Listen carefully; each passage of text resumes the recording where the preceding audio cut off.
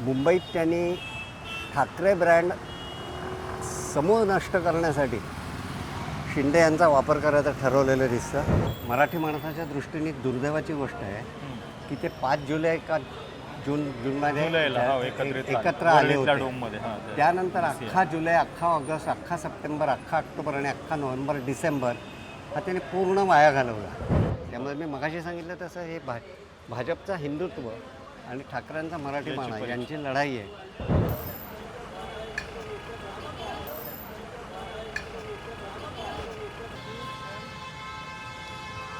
नमस्कार, मी प्रशांत कदम.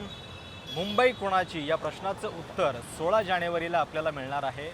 मुंबई महानगरपालिकेची प्रतिष्ठेची निवडणूक सुरू झालेली आहे आणि अर्थातच या निवडणुकीमध्ये सर्वाधिक प्रतिष्ठा पणाला लागलेली आहे ती ठाकरे या आडनावाची, ठाकरे या ब्रँडची. शिवसेना भवनाच्या बाहेर मी आत्ता उभा आहे आणि ज्यांनी शिवसेनेचा हा सगळा इतिहास अनेक दशकांच्या पत्रकारितेमधून स्वतः जवळून पाहिलेला आहे ते ज्येष्ठ पत्रकार प्रकाश अकोलकर आत्ता माझ्यासोबत आहेत. नमस्कार. महाराष्ट्र टाइम्समध्ये पत्रकारिता करत असताना झोत, प्रसंग आणि पेन ड्राईव्ह सारख्या कॉलममधून त्यांनी त्या वेळचा सगळा इतिहास जो आहे तो वाचकांच्या समोर मांडलेला आहेच. आणि आज थोडंसं शिवसेना भवन आणि दादरमध्ये निवडणूक आणि जरा इतर सगळ्या माहोलचा फील घेत आम्ही शिवसेनेबद्दलची सगळी चर्चा करणार आहोत आणि काही इंटरेस्टिंग किस्से तुम्हाला ऐकायला मिळतील. शिवसेना ठाकरे बंधूंसाठी या निवडणुकीमध्ये नेमक्या कुठल्या गोष्टी जास्त आव्हानात्मक आहेत याची चर्चा आपण करू आणि सोबतच बाळासाहेबांची शिवसेना आणि नंतरची शिवसेना याच्यात काय बदललं, मुंबई कशी बदलली हे पण आपण त्यांच्याकडून जाणून घेणार आहोत.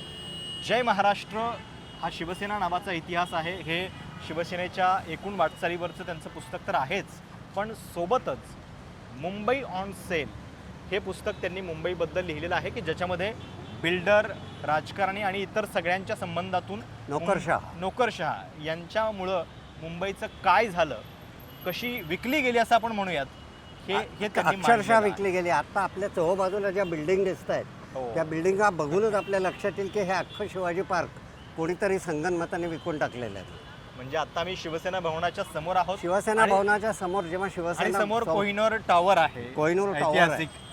हां, त्यामुळे तुमच्या लक्षातच आलं असेल की अख्ख्या मुंबईचं रूपडं बदललं आणि ते बदलण्यामध्ये राजकारणी फार मोठ्या प्रमाणावर सहभागी होते. पहिलाच प्रश्न म्हणजे आज जर राज आणि उद्धव ठाकरे एकत्र येत असताना बाळासाहेब असते, त्यांच्या हयातीमध्ये जर हे झालं असतं तर काय वाटलं असतं? नाही, त्यांच्या हयातीमध्ये हे होण्यासाठी बऱ्यापैकी प्रयत्न झाले, पण तेव्हा राज यांना खूपच खुमखुमी होती. आणि सर्वात महत्त्वाची गोष्ट म्हणजे राज हे 2006 साली बाहेर पडले आणि त्यांनी महाराष्ट्र नवनिर्माण सेना नावाने आपल्या स्वतःची स्वतंत्र शाखा, खरं तर ती शिवसेनेची एकमेव शाखा ती उभारल्यानंतर जी 2009ला पहिली विधानसभा निवडणूक झाली त्यामध्ये अत्यंत आश्चर्याची गोष्ट म्हणजे हे आता याच्यावर विश्वास ठेवता येणार नाही, पण मुंबईतनं राज ठाकरे यांचे आमदार बाळासाहेबांपेक्षा अधिक मोठ्या संख्येने निवडून आले होते मुंबईमध्ये. मला वाटतं मी शिवसेना म्हणजे फक्त बाळासाहेब ठाकरे आणि उद्धव सेना यांची म्हणतो. तिची दुसरी आहे ती शिंदे सेना आहे.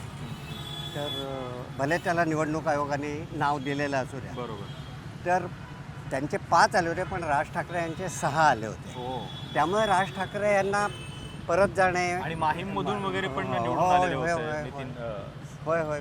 मी अनेकदा सांगितलेलं आहे की या शिवसेना भवनापासून आपण टिळक ब्रिजने लालबाग परळवरून, भायखळ्यातनं, गिरगावातनं, वरळीवरनं पुन्हा इथे आलो तर हा जो गोल राऊंड एक होते शिवसेना भवन टू शिवसेना भवन, तो पट्टा हा मूळ शिवसेनेचा बाळासाहेबांनी 66 साली स्थापन केली तेव्हाचा बालेकिल्ला. त्या बालेकिल्ल्यावरचं शिवसेनेचं वर्चस्व मोडण्यात 2009च्या विधानसभा निवडणुकीत राज ठाकरे यशस्वी झाले होते. आणि पुढे 3-4 वर्षातच बाळासाहेब गेले. त्यामुळे त्या काळात ते एकत्र येण्याचे सूत्रामच शक्य झालं होतं. राज यांना खूपच खुमखुमी होती, पण आता ते एकत्र आल्याचं एकमेव कारण आहे की या ब्रँडच्या, या ठाकरे या 3 अक्षरे जो मुंबईत एकेकाळी जादुई मंत्र म्हणून ठाकरे असा शब्द उच्चारला जायचा, त्याचा सगळा करिश्मा, त्याची सगळी शान ही विधानसभा निवडणुकीनंतर खलास झालेली आहे. आणि या दोन्ही भावांच्या लक्षात आलं आहे की ठाकरे या आडनावाचं महात्म्यच जर कमी झालं तर आपण काहीही करू शकणार नाही. त्यामुळे त्या अर्थानं परिस्थिती खरं तर म्हणजे माझा प्रश्न चुकीचा झाला, कारण बाळासाहेबांच्या हयातीमध्ये हे डेअरिंग भाजपनं केलं नसतं, शिवसेनेच्या अस्तित्वाला नख लावण्याचं, आणि अजिबातच त्यामुळे करू कदाचित शकले हा नसते. प्रश्नच म्हणजे उद्भवला नसता. हो. आपण आता पुढे जाऊयात, थोडंसं सेना भवनाच्या अधिक जवळ जाऊयात आणि फिरत अगदी ग्राउंडवरून आपण ही चर्चा करतोय. प्रकाश अकोलकर सरांचं वय जरी झालेलं असलं तरी आता वय मुद्दामून सांगण्याची गरज नाही. बाळासाहेब ठाकरेंचं वय झालं असलं तरी ते शेवटपर्यंत खणखणीत आवाजात बोलत असत आणि काही प्रॉब्लेम नाही. पण मी नसत. ज्यावेळी त्यांना असं म्हटलं की ग्राउंडवरून आपल्याला चर्चा करायची आहे, त्याच्यानंतर लगेचच त्यांनी होकार दिला आणि ते इथं प्रवास करून पोहोचलेले आहेत. त्यामुळं म्हणजे एक हाडाचा रिपोर्टर जो असतो तो कायम असा फूट सोल्जर असतो आणि ते तुम्ही दाखवलेलं आहे. याच्याबद्दल पहिल्यांदा वयाच्या बाबतीत माझे दोनच आदर्श आहेत. एक खुद्द बाळासाहेब ठाकरे, दुसरा अमिताभ बच्चन आणि तिसरा देवानंद. चला पुढे जाऊया.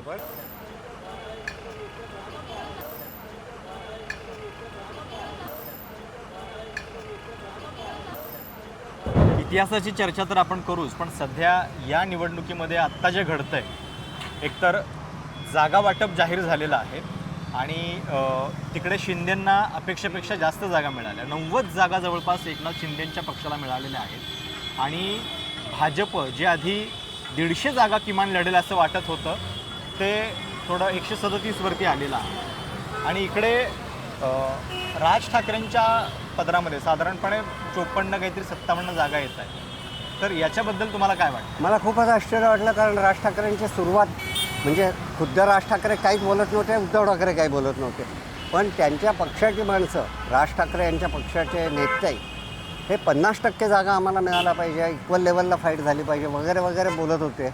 आता त्यांनी 57 जागा 227 पैकी स्वीकारल्या आहेत असं आज प्रसिद्ध झालं आहे. अजून प्रत्यक्षात कोणाला AB फॉर्म दिले आहेत आणि ते याद्या ऑफिशियली जाहीर आणि झालेल्या अधिकृतपणे जागा वाटप पण त्यांनी झालेलं नाही. सांगितलंय. त्यांनी अधिकृतपणे काही पण सांगितलं तरी साधारण हा नाही. आकडा त्यामुळे उद्या किंवा परवा जेव्हा ती स्क्रुटिनी होईल त्याच्यानंतर कोणत्या पक्षाचे किती उमेदवार उभे आहेत हे क्लिअर होईल. पण तरी तुर्तास असं दिसतं की 60पेक्षा जास्त जागा राज ठाकरे यांना मिळालेल्या नाहीत किंवा त्यांनी मागितलेल्या नाहीत. त्यांनी ज्या 60 जागांवर तडजोड मान्य केली आहे, याचा अर्थ 227 नगरसेवकांच्या मुंबईत त्यांनी 1/4 हिश्श्यावरती जवळपास तडजोड केली आहे. 57 जागा आणि त्यांचा धरल्याच्या. जो बेस्ट परफॉर्मन्स आहे तो मला वाटतं 27 नगरसेवकांचा आहे 2007 मधला. बरोबर. आणि मागच्या वेळी त्यांचे 7च नगरसेवक आले होते. त्यातले 6 शिवसेनेनी उद्धव ठाकरे यांनी फोडले, त्यामुळे सगळं त्यांचा संताप झाला. आणि म्हणजे बेस्ट परफॉर्मन्स त्यांचा 27चा आहे. त्या तुलनेमध्ये सुद्धा कमी जागा घेतल्यात त्यांनी. हो, म्हणजे 27 जागा निवडून द्यायच्या असतील तर 50% स्ट्राईक रेट हा खरं म्हणजे 50% स्ट्राईक रेट कोणाचाच नसतो. फक्त पण मग तिकडे शिंदेंना ज्या जागा जास्त मिळत आहेत, म्हणजे सुरुवातीला असं वाटत होतं की 50 ते 60 जागामध्येच त्यांना भाजप आटपेल, पण त्यांना बऱ्यापैकी जागा मिळाल्यात. 90 पर्यंत ते पोहोचले. नाही, मला स्वतःला आणि हे एकीमुळे झालंय का? हे एकीमुळे झालेलं नाही, कारण मुंबईत त्यांनी ठाकरे ब्रँड समूळ नष्ट करण्यासाठी शिंदे यांचा वापर करायचं ठरवलेलं दिसतं. कारण अन्य कुठेही त्यांची सन्माननीय काय साधी तडजोड पण झालेली नाही आहे. म्हणजे आत्ताच मी पाहिलं की नागपूर महापालिकेमध्ये शिंदेसेना फक्त 8 जागा आणि 100पेक्षा जास्त जागा भाजप असं आहे. पुण्यात तर ते बहुधा एकमेकांच्या विरुद्धच आहे. विरोधात पुणे आणि संभाजीनगरमध्ये युती फिसकटलेली आहे. अशा परिस्थितीमध्ये मुंबई महापालिका जिंकणे हे या निवडणुकीतलं प्रथम क्रमांकाचं उद्दिष्ट भारतीय जनता पक्ष आणि विशेषतः नरेंद्र मोदी आणि अमित शहा यांचं असलं, कारण ते दोघंही मुंबईत प्रचाराला येणार आहेत. त्यांच्या तारखा पण निश्चित झाल्या. महापालिकेच्या हैदराबादला तेलंगणात गेलेच होते मोदी, त्यामुळे तो काय आता महापालिकेच्या प्रचाराला काय त्यांना वाटलं की आपल्याला लासलगावची ग्रामपंचायत जिंकायची आहे तरी ते जातील. तो मुद्दा तो नाही आहे. त्यांचं दुसरं टार्गेट हे ठाकरे ब्रँड कायमचा उद्ध्वस्त कसा होईल हे बघणं आहे. आणि त्यासाठी काय पाहिजे त्या प्रकारचे प्रयत्न करायला, मग त्याच्यासाठी शिंदेंना जरुरीपेक्षा जास्त महत्त्व, वाजवीपेक्षा जास्त महत्त्व देण्यास त्यांची तयारी दिसते. हा तो आकडा सांगतो आहे. हां, आणि याच्या बदल्यात अर्थात हे जे इतक्या जागा त्यांनी मुंबईत दिल्या त्याच्या बदल्यात कदाचित ते ठाण्यामध्ये आपली किंमत वसूल करून घेऊ शकतात. हे संपूर्णपणे 2014पासून म्हणजे मोदी पंतप्रधान झाल्यापासून फार मोठ्या प्रमाणावरती गिव्ह अँड टेक साटेलोट्याचं राजकारण जे म्हणतात ते सुरू झालं आणि त्याचबरोबर लाभार्थींचं राजकारण सुरू झालं. कोण मला काय देईल त्याच्याबरोबर मी जाईन. म्हणजे आता त्या नगरपरिषदांच्या निवडणुकीत मी जात नाही, तिथे किती मोठ्या प्रमाणावर कसे पैसे वाटले गेले आपल्याला माहिती आहे. मला आजच सकाळी कळलं की त्र्यंबकेश्वर नगरपालिकेमध्ये केवढंसं गाव आहे ते नाशिकपासून 18-22 किलोमीटर अंतरावर असलेलं, त्या नगरपालिकेच्या निवडणुकीमध्ये 30,000 असा मतांचा रेट होता. कारण मतदारसंघ जितका लहान झाला तितके लोकांनी पैसे वाढवून मागितले. मुंबई महानगरपालिकेची निवडणूक आली की ती प्रत्येक वेळी मराठी अस्मितेची, मग मुंबई टिकते की नाही, मराठी माणसाच्या हातात राहते की नाही, अशा पद्धतीच्या आरोळ्या याच्या आधी पण झालेल्या आहेत. पण यावेळी खरोखर तुम्हाला ते वाटतंय का की जर समजा ठाकरेंच्या हातातनं BMC गेली तर त्या अर्थानं हे सगळे धोके आहेत आणि मुळामध्ये या दोघांचं एकत्रित येणं याच्या पाठीमागं मराठी मतदार किती राहील असं तुम्हाला वाटतं? हे दोन अगदी वेगवेगळ्या स्वरूपाचे प्रश्न आहेत. मुंबईवरचं मराठी माणसाचं वर्चस्व आणि महाराष्ट्राशी त्याचे जमलेलं ऋणानुबंध हाच मूळ संपूर्ण गुजरात्यांच्या मनातला सल आहे. संयुक्त महाराष्ट्राच्या प्रखर लढ्यामध्ये गुजराती माणूस हा मुंबई आमची आहे म्हणून लढत होता. या पार्श्वभूमीवरती त्यांना मिळाली नाही मुंबई. मुंबई ही शेवटी महाराष्ट्राने 106-107 हुतात्म्यांचं बलिदान देऊन जिंकून घेतली. आपल्या कठोर आंदोलनामुळे, उग्र आंदोलनामुळे प्राणांचं बलिदान देऊन हौतात्म्य पत्करून ती मिळवली. हा सल त्यांच्या मनात आहे. मी तुम्हाला एक छोटासा किस्सा सांगतो की हेच एकदा मी उद्धव ठाकरे यांच्या समवेत बोललो. बरं. तर ते म्हणाले हा तिथपासूनचा सल नाही आहे, छत्रपती शिवरायांनी सुरत लुटली तेव्हापासूनचा हा सल आहे बरं की गुजरातवर हल्ले करतात. आणि तुम्ही विचार करा की मोदी सरकार आल्यापासून मुंबईतली किती महत्त्वाची सरकारी केंद्र, आर्थिक केंद्र, हो विविध प्रकारच्या आस्थापना, मग ते डायमंड मार्केट असेल, ते इंटरनॅशनल गिफ्ट सिटी असेल, ते सगळं गुजरातमध्ये नेण्याचा प्रयत्न ऑलरेडी झालेला आहे करून. आणि आता बघा तुम्ही की भारताच्या इतिहासामध्ये प्रथमच संपूर्ण देशाची सत्ता 2 गुजराती माणसांच्या हातात आली. बरोबर. याचा अर्थ अगदी स्पष्ट आहे की मराठी माणसांचं जे वर्चस्व आहे मुंबईवरती ते कमी करण्याचा निश्चितच प्रयत्न जर ठाकरे यांच्या हातातून, बरोबर, ठाकरे ब्रँडच्या हातातून ही सत्ता गेली तर. बरोबर. मुळात प्रश्न असा आहे की ठाकरे महापालिका परत जिंकतात की नाही हा नाही आहे. माझ्या दृष्टीने किमान जो कोणी सत्ताधारी होईल ठाकरे न झाल्यास त्याच्यावर वचक ठेवण्याइतका, त्याला जाब विचारू शकतील एवढ्या संख्येने तरी ते नगरसेवक निवडून आणतात का. आणि या दोन्ही भावांपुढचं खूप मोठं आव्हान हे आहे की ते मराठी अस्मितेला हात घालत आहे. मी तुम्हाला सांगू का की मराठी माणसाच्या दृष्टीने दुर्दैवाची गोष्ट आहे की ते 5 जुलै का जूनमध्ये एकत्र आले होते. त्यानंतर अख्खा जुलै, अख्खा ऑगस्ट, अख्खा सप्टेंबर, अख्खा ऑक्टोबर आणि अख्खा नोव्हेंबर, डिसेंबर हा त्याने पूर्ण वाया घालवला.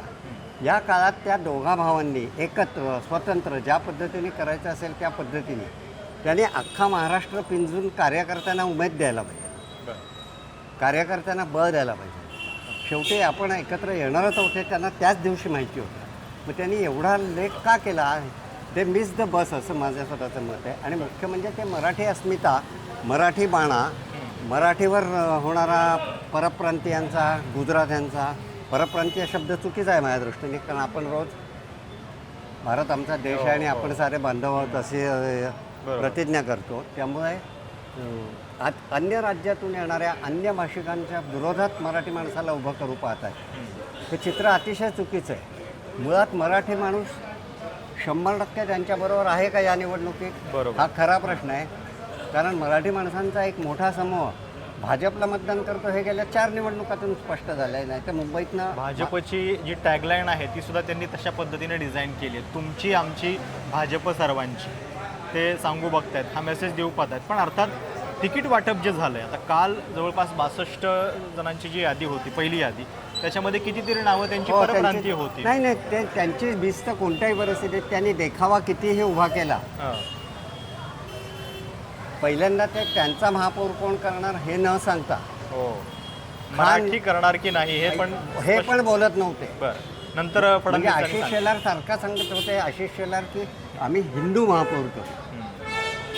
हिंदू महापौर करू म्हणजे तो मराठी नसू शकतो ना. अन्य भाषिक माणसं गुजराती मुंबईत आहेत.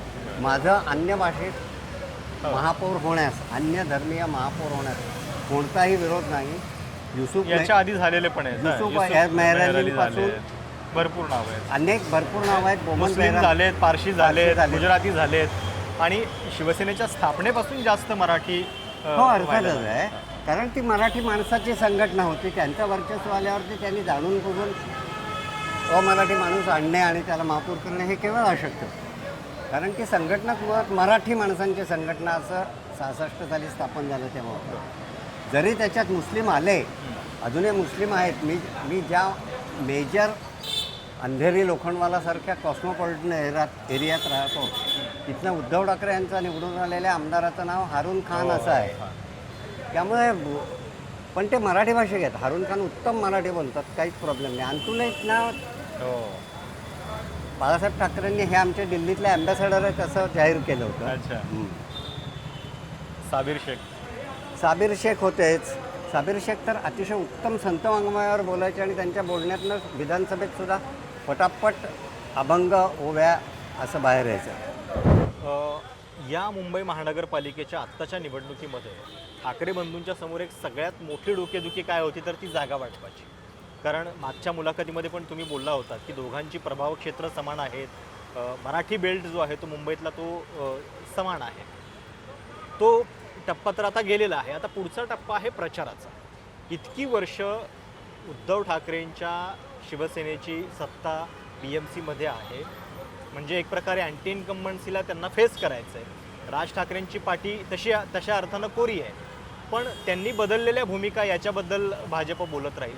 तर प्रचारामध्ये यांना कसं टॅकल करावं लागेल? उद्धव ठाकरे यांनी मुंबई महापालिका लुटून खाल्ली असं गेले काही महिने भारतीय जनता पक्ष बोलतच आहे. पण त्यांनी लक्षात ठेवायला पाहिजे होतं की 85 पासून मधला 3 वर्षांचा अपवाद वगळता 2017पर्यंत ते सत्तेत भागीदार होते. भारतीय जनता पक्षाच्या पाठिंब्यावरती शिवसेनेची सत्ता उभी होती. तुम्ही लक्षात घ्या की एकदाही या महापालिकेत एकाही पक्षाला पूर्ण बहुमत मिळालेलं नाही. अपक्ष काँग्रेसला मिळालं असेल.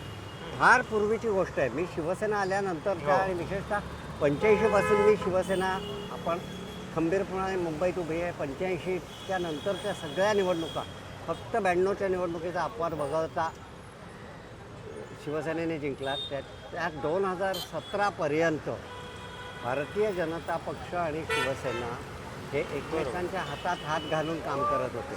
म्हणजे तो जो काय भ्रष्टाचार असेल, तो जो पैसा असेल, त्या पैशात जर त्यांनी खाल्ला असेल तर हे ते मुक्तपणे बघत राहिले असा एक अर्थ काढावा लागेल. की अत्यंत संत प्रवृत्तीचे असल्यामुळे त्यांनी खात्यात तर खाऊ द्या किंवा त्याच्यात त्यांनी वाटा तरी घेतला असेल.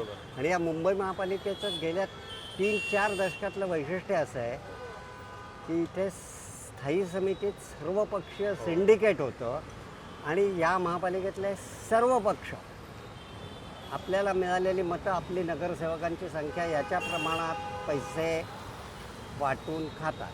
म्हणजे याच्यात काही राहिलेलं नाही. चंद्रशेखर ठाणे महापालिकेचे आयुक्त असताना त्यांनी भ्रष्टाचाराचा टक्का असं हे केलं होतं. दिनईकरांनी मुंबई महापालिकेचे आयुक्त असताना अशी प्रकरणं चव्हाट्यावर आणण्याचा प्रयत्न केला होता. त्यामुळे मुंबई महापालिकेत शिवसेनेने केलेला भ्रष्टाचार याविषयी त्यांना बोलायला काहीच तोंड नाही.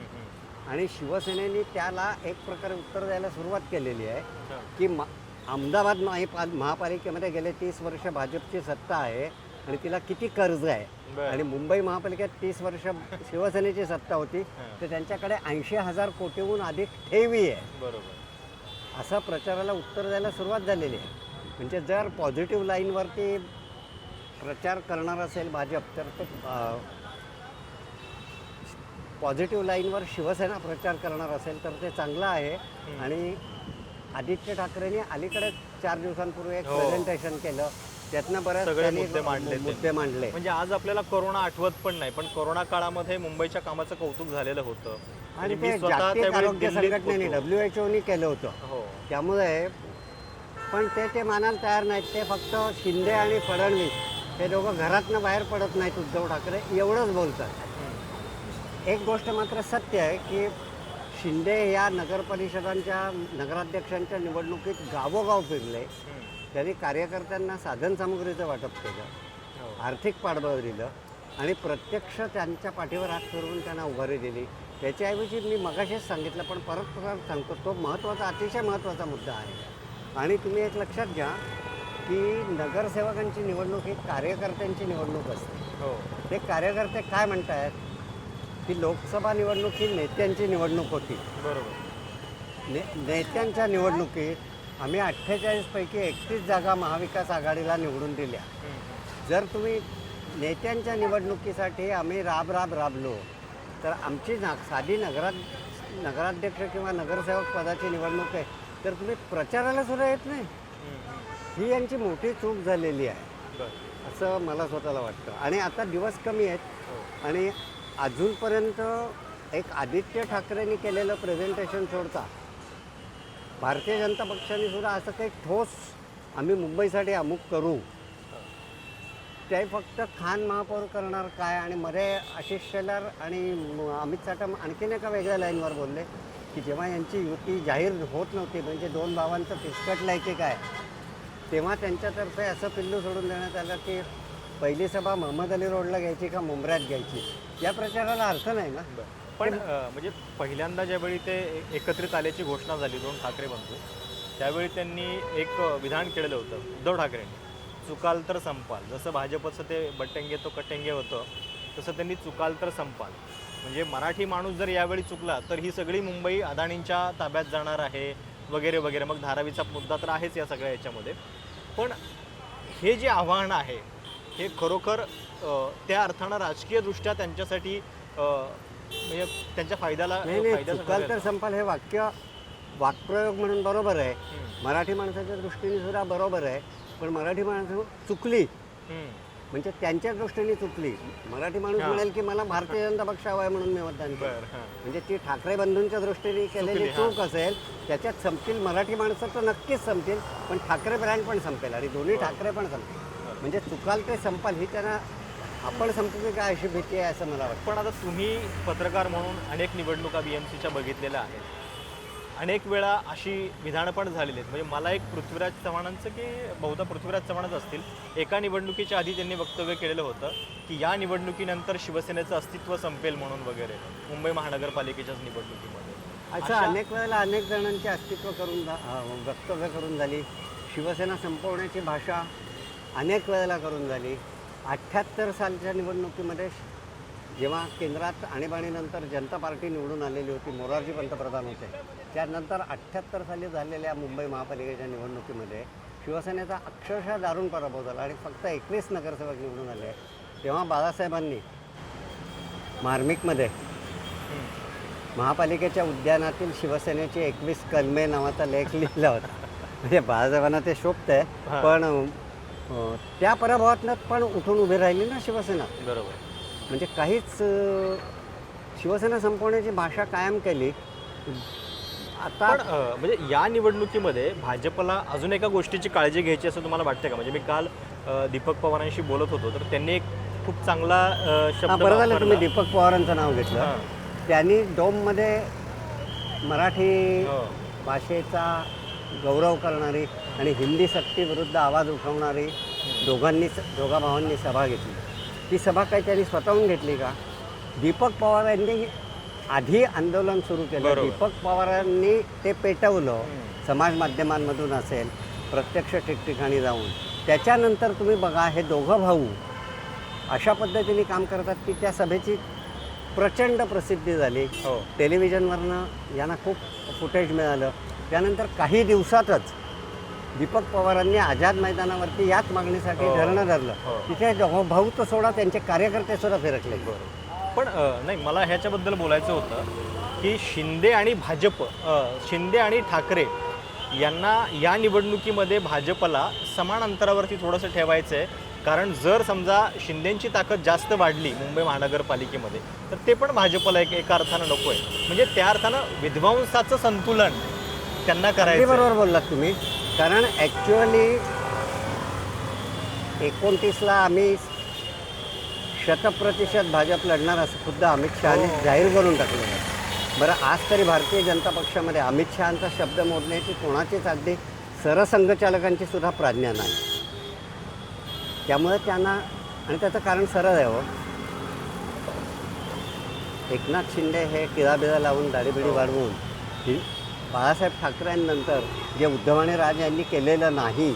कारण बाळासाहेब ठाकरे टिळा, भगवी वस्त्र, रुद्राक्षाची माळ घेऊन शेवटच्या 10 वर्षात बाबा महाराज होऊन गेले होते. बाळासाहेबांचा रितसर बाबा महाराज झाला होता आणि तो या करण्यामध्ये या सगळ्या शिवसैनिकांचाच वाटा होता.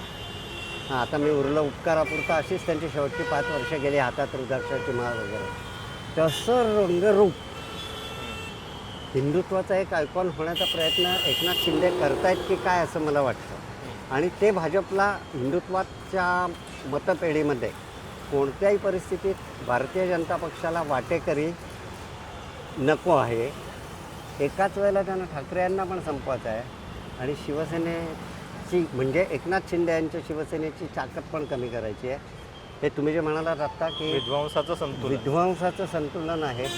दोघांचं विध्वंस करून अजून वॉर्ड वाईज याद्या संपूर्ण जेव्हा तपशील जाहीर होईल स्क्रुटिनीनंतर तेव्हा कळेल की ही लढत प्रामुख्याने मुंबईमध्ये एकनाथ शिंदे वर्सेस उद्धव ठाकरे होईल अशी अरेंज करण्याचा प्रयत्न झाला असेल.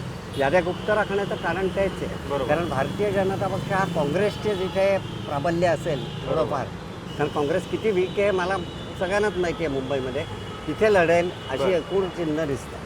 शिवसेनेबद्दलची चर्चा करत असताना जर आपण शाखेबद्दल बोललो नाही आणि शाखा काय आहे हे जर समजून घेतलं नाही तर मला वाटतं ती चर्चा अपूर्ण राहील.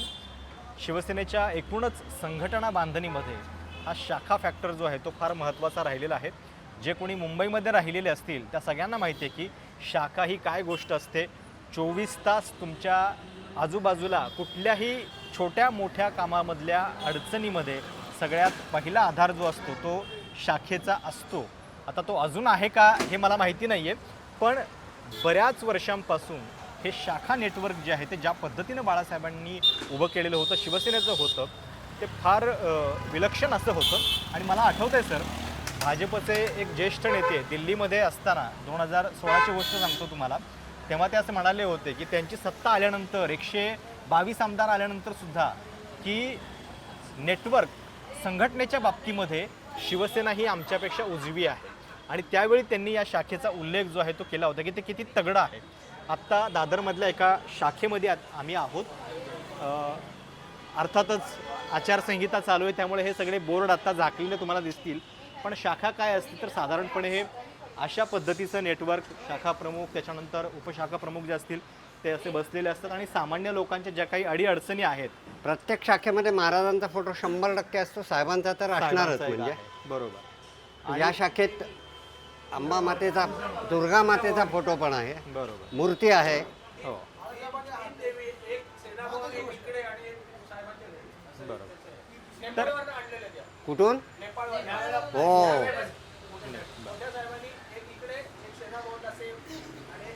हो, ही मूळची सुधीर जोशींची शाखा ना, आणि नंतर ती पंडितांकडे आली. आता दोघंही नाहीत मला वाटतं.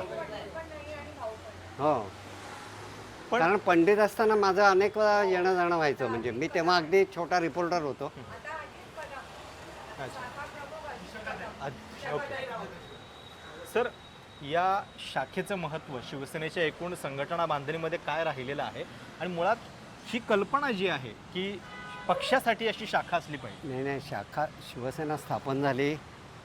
आपण ज्या सेनाभवनवरून आलो तिथून 5 मिनिटाच्या अंतरावर असलेल्या सध्या सेनापती बापटांचा पुतळा ज्या चौकात आहे शिवाजी पार्ककडे जाण्याच्या रस्त्यावर, त्याच्या बाजूला एका छोटेखानी इमारतीत प्रबोधनकारांचं घर होतं.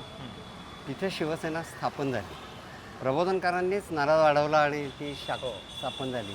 त्याच्यानंतर पुढे काय करायचा असा प्रश्न आला तेव्हा मुंबई महापालिकेच्या प्रत्येक वॉर्डामध्ये तेव्हा राजकारण हा शब्दच नव्हता. 19 जून 66ला शिवसेना स्थापन झाली आणि 30 ऑक्टोबरला पहिला मेळावा झाला त्यांचा शिवाजी पार्कवर. तेव्हा बाळासाहेबांनी 80% समाजकारण आणि 20% गजकारण अशी एक 65 कोटी पण केली होती. व ते सोडून द्या, पण समाजकारण करायचं असेल, समाजकार्य करायचं असेल तर मुंबईच्या प्रत्येक वॉर्डामध्ये काहीतरी आपलं अस्तित्व दाखवणारे एक खूण, चिन्ह आणि कार्यकर्त्यांना बसायला जागा असली पाहिजे. या हेतूने मुंबई महापालिकेचे तेव्हा मला जे आठवतं त्यानुसार 120 प्रभाग होते फक्त. बरं. 120 प्रभागामध्ये प्रत्येक प्रभागामध्ये एक शाखा. त्या काही अगदी 66 साली 19 जूनला स्थापन झाल्या आणि 20 जूनला लगेच झालं असं झालं नाही. बरोबर. ते काळाच्या ओघात झालं. आणि शाखा हा शब्द मला स्वतःला असं वाटतं आणि खूप जणांनी की ते बाळासाहेबांनी त्याचं कधीच उत्तर दिलं नाही की हा शाखा शब्द कुठून आणला. हा राष्ट्रीय स्वयंसेवक संघाची जी शाखा असते हां. त्याच धर्तीवर पण कम्प्लीट वेगळं वातावरण हां, म्हणजे त्याच्यात फरक आणि विरोधाभास खूप आहे ताबडतोबच म्हणजे दिसला ना. कारण ते जे सनातनी स्वरूपाचं आणि मोकळेपणा नसलेलं आणि प्रश्न विचारायचे नाहीत असं जे हो. संघाच्या शाखेवर असतं हो, हो. त्याच्या उलटं काम इथे झालं. मग प्रत्येक वॉर्डामध्ये एक शाखा स्थापन झाली आणि पुढच्या 2च वर्षात बाळासाहेबांनी म्हणजे शिवसेनेने मुंबई महापालिकेच्या निवडणुका लढवल्या. त्याच्यात त्यांचे 42 नगरसेवक निवडून आले. तेव्हा बाळासाहेबांनी असं जाहीर केलं की ज्या वॉर्डात आपले नगरसेवक नाहीत बरं. तिथला शाखा प्रमुख हाच माझा नगरसेवक. बरं. तोच नागरिकांच्या समस्या ऐकून घेईल आणि तोच त्यांची तड लावण्यासाठी नगरसेवक ज्या पद्धतीने वॉर्ड ऑफिसमध्ये जातो की आमच्या विभागात पाणी आलं नाही, आमच्या विभागात गटार तुंबलं, आमच्या विभागात मॅनहोलचं झाकण गेलं, हे सगळे प्रश्न त्यांनी सगळ्या सोडवावेत. सुखदुःखामध्ये आणि सगळ्यात महत्त्वाची गोष्ट म्हणजे ही 70च्या दशकातली गोष्ट आहे. टी व्ही नुकताच मुंबईत आला होता. इंटरनेट नव्हतं, म्हणजे इंटरनेट कोणाच्या स्वप्नात नव्हतं. मोठमोठ्या लोकांच्या उच्चपदस्थ लोकांच्या घरात लँडलाईन फोन्स नव्हते. या सर्व काळामध्ये आणि मुंबईतली घरं लहान, राहत्या घरांच्या समस्या आणि त्याच्यात शिवसेनेला पाठबळ देणारा वर्ग हा प्रामुख्याने तळागाळातला वर्ग होता, कष्टकरी समाजातला वर्ग होता. त्यांच्या मुलांना संध्याकाळच्या वेळेला बसायला जागा नव्हती. त्यांना शाखेच्या निमित्ताने आपला एक अड्डा उभा करतात. बरं. मग तिथे खेळ सुरू झाले. मग त्याच्यातनं अनेक आपापल्या एरियाप्रमाणे कामं सुरू झाली. म्हणजे लालबाग परळमधल्या नगरसेवकांनी व्यायामशाळा सुरू केल्या. बरं. वेरॅज गिरगाव म्हणजे हा संस्कृतीतला फरक आहे की तिकडे व्यायामशाळा सुरू झाल्या, तिकडे गिरणी कामगार मोठ्या प्रमाणात होते. वेरॅज इकडे गिरगावामध्ये प्रमोद नवलकरांनी अभ्यासिका सुरू. अभ्यासिका. हा मग असं कल्चरमधला फरक पण जातो. ते सगळं त्याच्यातनं त्यांचं नेटवर्क उभं राहिलं. आणि सर्वात महत्त्वाची गोष्ट म्हणजे या शाखांच्या माध्यमातून त्यांनी शाखा तिथे ॲम्ब्युलन्सची जी व्यवस्था केली ना, म्हणजे मी सांगतो की ती फारच. मीही मुंबईत राहिलो तेव्हा हे बघितलेलं आहे की पहिल्यांदा तुमच्या मदतीला कुठली असायची तर ती शिवसेनेची ॲम्ब्युलन्स असायची. आता हे याच्यातनं त्यांचं नेटवर्क उभं राहिलं. आणि पण पुढे काय झालं की काळाच्या ओघामध्ये अजूनही आपल्याला शाखेवरती माणसांचा वावर दिसतो. आत्ताच बघा तुम्ही वर्किंग डेला दुपारी 4 वाजता इथे, 5 वाजता इथे एवढ्या प्रमाणावर कार्यकर्ते आलेले. त्याचा अर्थ त्यांनी झेंडे पण दोन्ही पक्षांचे दिसतात. हो, याचाच अर्थ त्यांनी ही निवडणूक आणि ही युती ही सिरियसली घेतलेली दिसते असं म्हणायला जरा तरी जागा आहे. पण एक गोष्ट लक्षात येते की 70चं दशक आणि 80च्या दशकाचा काही काळ म्हणजे पुढे मोबाईल फोन येणे आणि हा तर सगळा खूपच पुढचा प्रवास आहे. त्यानंतर इथे येणाऱ्या तरुणांची संख्या कमी होत गेली. म्हणजे 70च्या दशकामध्ये इथे तरुणांचा अड्डा असायचा. तरुणांचे अड्डे होते आणि सगळे तरुण बाळासाहेब थ्रूआउट तरुणांच्याच भाषेत बोलत राहिले. अगदी त्यांची शेवटची शिवाजी पार्कच्या सभेत त्यांनी जो व्हिडिओ पाठवला तोही त्याच भाषेत होता. बाळासाहेबांचं वय वाढलंच नाही, तसं शारीरिक वय वाढलं पण बाळासाहेब मनाने तरुणच राहिले. असं त्या शाखांच्या माध्यमातून.